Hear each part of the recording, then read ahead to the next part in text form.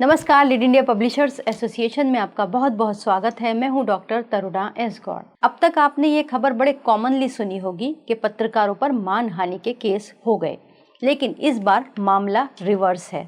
आज तक की स्टार एंकर अंजना ओम कश्यप ने स्टार टीचर्स के खिलाफ 2 करोड़ की मानहानि का दावा किया है। पत्रकार अंजना ओम कश्यप, फैजल खान उर्फ खान सर और कुछ अन्य शिक्षकों के बीच शुरू हुआ ये विवाद अब दिल्ली हाई कोर्ट तक पहुंच गया है।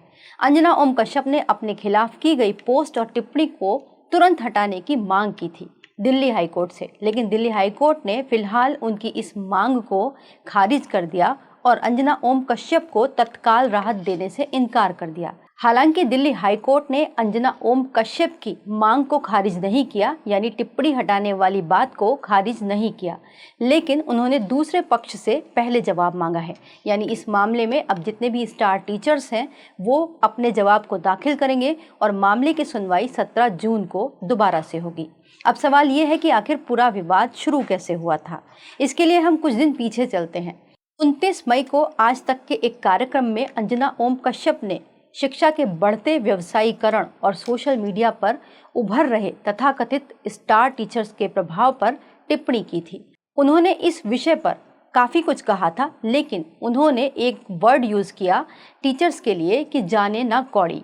इसके बाद ये विवाद शुरू हुआ। हालांकि उनका कहना था कि ये सार्वजनिक महत्व के मुद्दे पर की गई एक पत्रकारिता संबंधी टिप्पणी थी। इसके बाद सोशल मीडिया पर तीखी प्रतिक्रियाएं सामने आईं। अंजना ओम कश्यप और टीवी टुडे नेटवर्क का आरोप है कि 30 मई से लेकर 4 जून के बीच खान सर समेत कई लोगों ने उनके खिलाफ एक संगठित ऑनलाइन अभियान चलाया, जिसमें कथित रूप से उन्हें बिकाऊ पत्रकार, चाटुकार और फेक न्यूज़ की दुकान जैसे शब्दों से संबोधित किया गया। टुडे ग्रुप की ओर से मुकदमे में ये भी आरोप लगाया गया कि अंजना ओम कश्यप के परिवार से जुड़ी हुई जानकारियां भी लीक की गई।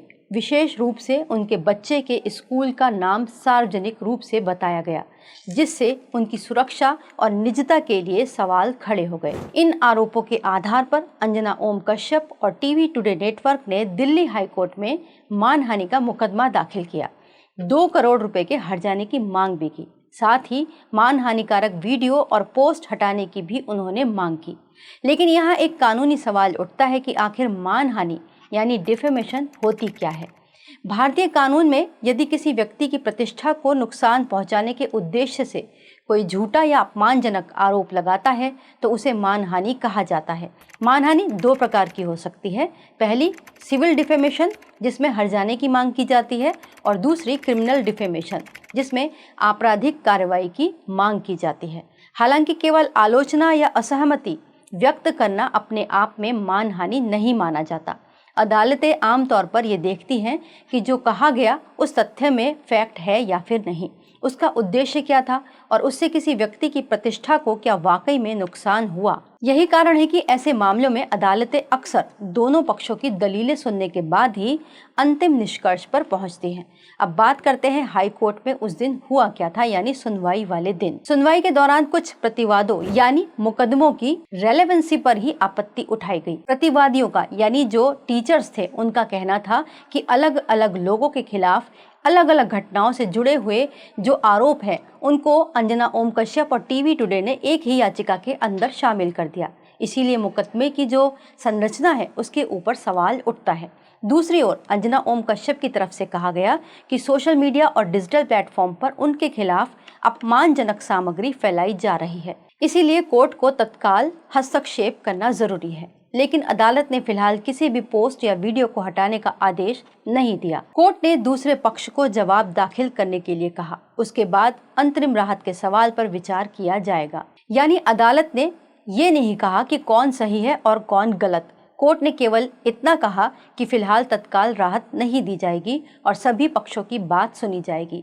अब इस मामले में एक बड़ा सवाल ये भी है कि क्या पत्रकारों द्वारा की गई आलोचना पर इतनी तीखी प्रतिक्रिया देना अभिव्यक्ति की स्वतंत्रता है?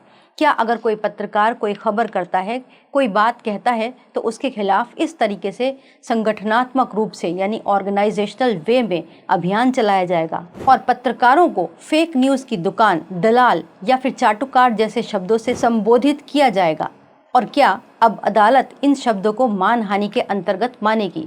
अगर ऐसा हो गया, इस केस के अंदर ये फैसला आया, तो ये ज़रूर आने वाले केसेस के लिए नज़ीर बनेगा कि जो भी लोग मुंह उठाकर पत्रकारों को चाटुकार या फिर गोदी मीडिया कहने लगते हैं, तो अब उन्हें जुबान सोच समझकर खोलनी पड़ेगी, क्योंकि हर पत्रकार एक सा नहीं होता। पत्रकारिता के अपने दायरे हैं जिनमें वो काम करते हैं, ठीक ऐसे ही दूसरे भी प्रोफेशंस के अपने दायरे हैं जिसमें रहकर उनको भी काम करना चाहिए।